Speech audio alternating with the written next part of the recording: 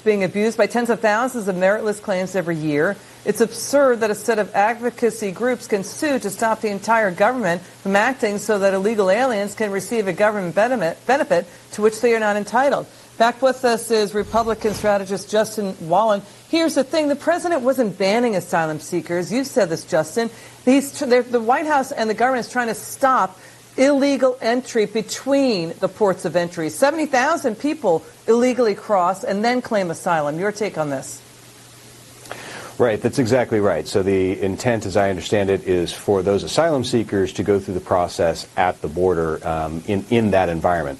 So it's interesting at this time when the caravan has gotten so much news and is still very much in the news. It's worth noting that in Mexico, Mexicans were very passionately protesting against that caravan. That's one of the lenses to kind of view this through. As that becomes an American potential thing to deal with, Americans view immigrants through a positive lens. They're welcoming to immigrants. But the American government's structure for how to deal with immigration is not so well received. Illegal immigration is a real problem. 70% say it's a very or somewhat serious problem, and that's across the board. Democrat, okay, let me back up. Homeland Security estimates that 70,000 people a year cross illegally between the ports of entry, then claim asylum. The White House is trying to put a stop to that.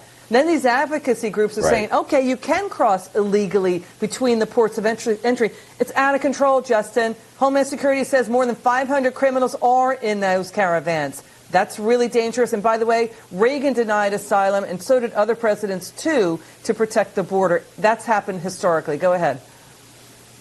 Yeah, and this sort of structure that the president's attempting to impose, it's not opposed by the American people. The American people want this sort of structure. That sentiment exists, and it needs to be respected. So this is not some draconian move. There's still a process for asylum. Forgive me. These are judges now setting our immigration policy. That's a disaster. Final word, Justin.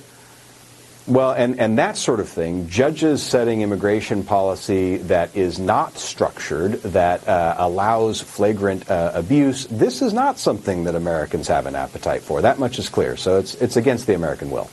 Justin Wallin, you're terrific. You're a Republican strategist. Great to see you, sir. Thank you. Come back soon. Well, we've had a